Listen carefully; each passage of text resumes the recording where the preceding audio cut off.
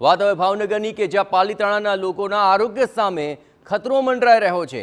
શહેરની સૌથી મોટી ખારો નદીમાં દૂષિત પાણી ભળ્યું હોવાની વિગતો મળી છે। ડ્રેનેજનું હજારો લીટર દૂષિત પાણી નદીમાં છોડાઈ રહ્યું છે। આસપાસના વિસ્તારના પાણીના તળ તેને કારણે ખરાબ થઈ ચૂક્યા છે। અહીં પીવાનું પાણી પણ દૂષિત થઈ હોવાની ફરિયાદ ઉઠી છે। ખેતીમાં પણ ખારો નદીનું આ પાણી વપરાતું હોવાથી ખેતી પાકને પણ નુકસાન પહોંચી રહ્યું છે। રજૂઆતો તો અનેક થઈ પણ ત્યારબાદ પણ પાલિકાએ પગલાં ન લીધી હોવાનું સિંચાઈ વિભાગ પર આરોપ લાગી રહ્યો છે।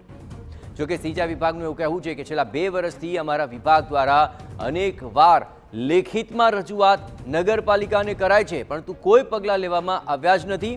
અત્રે મહત્વપૂર્ણ છે કે પાલિતાણાની સૌથી સ્વચ્છ ખારો નદી આજે દૂષિત પાણીને કારણે ગંદી અને દુર્ગંધયુક્ત બની ચૂકી છે અને જેથી લોકોના આરોગ્ય સામે પણ ખતરો મંડરાઈ રહ્યો છે અને રોગચાળો ફેલાવાની પણ ભીતિ સેવાઈ રહી છે। સાથોસાથ ખેતી પાકોમાં પણ નુકસાન પહોંચી રહ્યું છે।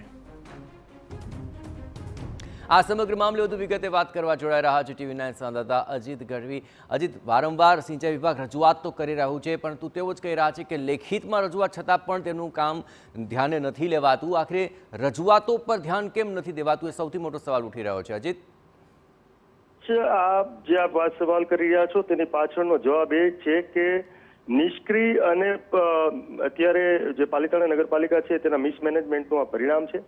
પાલિતાણાની અંદર ખારો નદી છે તે પાલિતાણા શહેર અને પાલિતાણા તાલુકાના આજુબાજુ ખેડૂતોને અસર કરતી ખૂબ જ ભાવનગર જિલ્લાની શેત્રુંજી પછીનો મોટી નદી ગણવામાં આવે છે અને ખાસ કરીને તે વિસ્તાર માટે, ખાસ કરીને તે શહેર માટે ખૂબ જ જરૂરી પાણીનો સંગ્રહ છે। પરંતુ જે નગરપાલિકા છે તેમાં અત્યારે ભારતીય જનતા પાર્ટીનું શાસકો છે અને ચીફ ઓફિસર સૌથી મોટી કરુણતાની વાત તો એ કહી શકાય જયેશ કે છેલ્લા કેટલા સમયથી ચાર્જ પર આ ચીફ ઓફિસરની જે જગ્યા છે, જે અધિકારી છે તે ચાર્જમાં જ રોડવાઈ રહ્યું છે, જેનું આ પરિણામ છે અને નગરપાલિકાના શાસકો શું કરી રહ્યા છે તે સૌથી મોટો સવાલ છે અને એનું જ આ પરિણામ છે। સિંચાઈ વિભાગે અનેક વાર લેખિતમાં રજૂઆત કરી હોવા છતાં આજ સુધી પરિણામ નથી આવ્યું અને જેના તળ ખરાબ થઈ જતા લોકોને દૂષિત પાણી પીવું પડે તેવી સ્થિતિ અત્યારે સર્જાણી છે। જયેશ, આભાર અજીત। તો આખરે હવે લેખિત રજૂઆત બાદ શું કોઈ અન્ય રજૂઆતની રાહ જોઈ રહ્યું છે તંત્ર? શા માટે આ દૂષિત પાણી પર રોકથામ નથી થઈ રહી?